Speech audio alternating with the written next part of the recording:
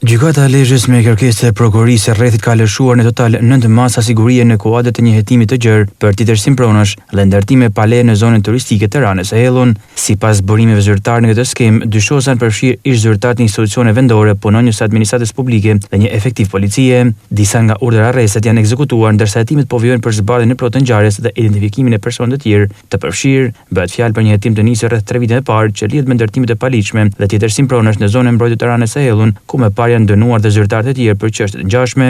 Masat e sigurisë vendosur nga gjykata e Lezhës janë për Pjetër Tuci, arrest në burg, Gentian Malote, ish drejtori i kadastrës, arrest në shtëpi,